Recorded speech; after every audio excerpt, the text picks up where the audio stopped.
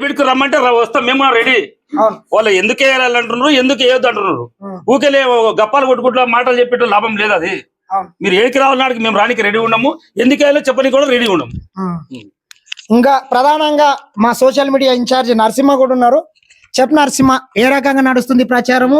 కొడంగల్ నియోజకవర్గం నుండి పాలమూరు ఎంపీ అభ్యర్థికి ఎంత మెజార్టీ ఇస్తారు అని నువ్వు అనుకుంటున్నావు? అయితే కొడంగల్ నియోజకవర్గం అనేది ఈ రోజు రాష్ట్రంలోనే అత్యంత వెనుకబడినటువంటి నియోజకవర్గం. అవును. మా అదృష్టం కొద్దీ ఈ రోజు మా బిడ్డ ఈ రాష్ట్రానికి ముఖ్యమంత్రి అయింది. కర్ణాటకకు మారుమూల ప్రాంతంలో ఉన్నటువంటి ఈ నియోజకవర్గానికి గత 10 సంవత్సరాలుగా మా పోరాటం అంతదే. ఈ ప్రాంతానికి సాగునీరు రావాలి, ఈ ప్రాంతానికి తాగునీరు రావాలి, ఇక్కడ రైతాంగానికి మేలు జరగాలి, ఇక్కడ ఉన్నటువంటి బీడు వారిన భూములకు పచ్చని పైర్లతో నిండాలి. అది ఒక్క రేవంత్ రెడ్డితోనే సాధ్యమవుతుంది. ఇక్కడ ఉన్నటువంటి యువతకు ఉపాధి అవకాశాలు రావాలి, ఇక్కడ సిమెంట్ పరిశ్రమలు రావాలి, కృష్ణా వికారాబాద్ రైల్వే లైన్ పూర్తి కావాలి. ఈ విధంగా ఇక్కడ ఉన్నటువంటి Narayanpet Kodangal lift irrigation 69 GO ద్వారా ఈ ప్రాంతంలో ఉన్నటువంటి రైతాంగానికి అంతా నీరు రావాలి. ఇక్కడ ఉన్నటువంటి జూనియర్ కాలేజీలు, డిగ్రీ కాలేజీలు కావాలి, ఇక్కడ ఉన్నటువంటి పాలిటెక్నిక్ కాలేజు, ఇంజనీరింగ్ కాలేజ్ కావాలి, ఇక్కడ ఉన్నటువంటి 50 పడకల ఆసుపత్రి, మెడికల్ కళాశాల కావాలంటని చెప్పి చాలా సార్లు మేమే 10 సంవత్సరాల నుంచి కొట్లాడుతున్నాం. ఈ రోజు ఖచ్చితంగా మనకు అవకాశం వచ్చింది. అవును.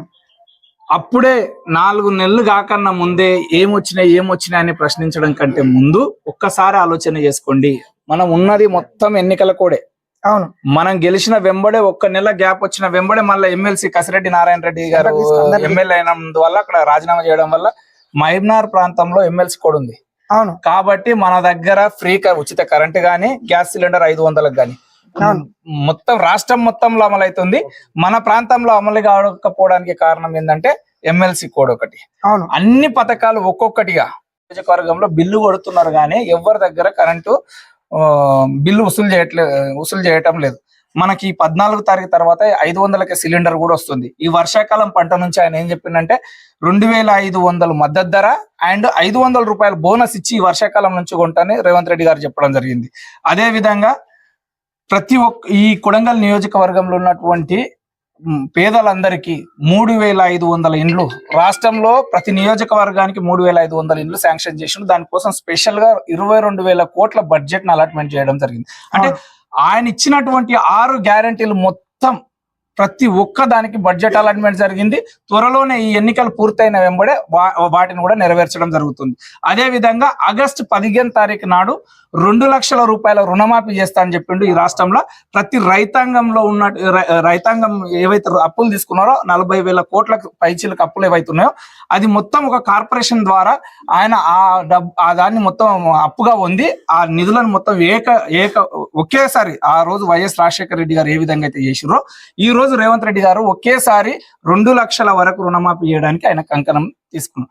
కాబట్టి మన ప్రాంతం అభివృద్ధి చెందాలి, మన బిడ్డల భవిష్యత్తు బాగుండాలి, మన రైతాంగానికి ఏమైనా మేలు జరగాలంటే ఈ రోజు పార్టీలకు అతీతంగా ఈ కొడంగల్ నియోజకవర్గంలో ఉన్నటువంటి నాయకులంతా ఆలోచన చేయాల్సిన విషయం. మనకు మంచి జరుగుతుంది, మన రేపటి తరాలకు మొత్తం బాగుపడతారు మన కొడంగల్ నియోజకవర్గంలో అంటే వాళ్ళు ఆలోచన చేయాలి. ఈ రోజు మీరు ఒకసారి ఆలోచన చేసుకోండి.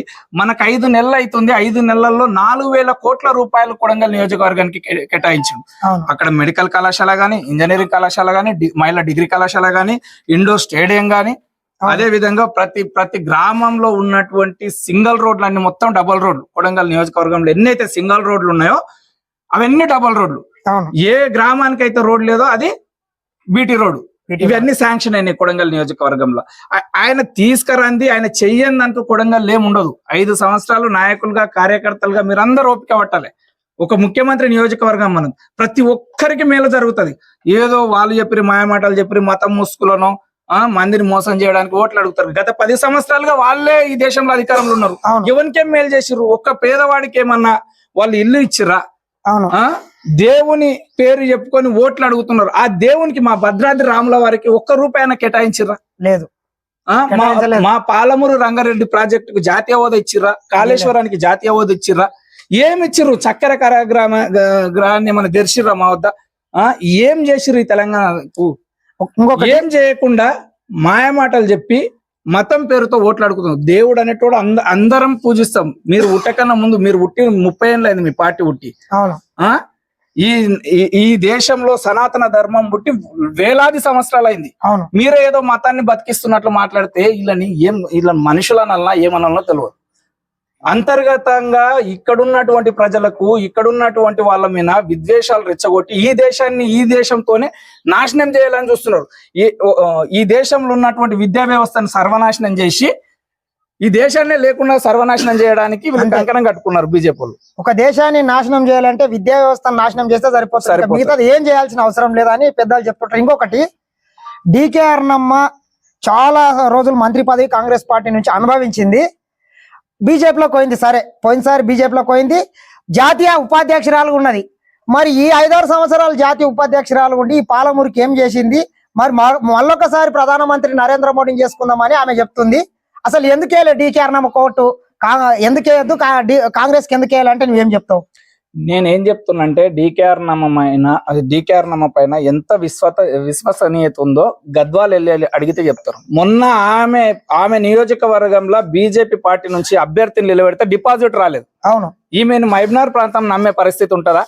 సొంత ఇంట్లోనే నమ్మలేదు. అదే కదా, గద్వాలలో ఆమె బీజేపీ అభ్యర్థికి డిపాజిట్ రాలేదు.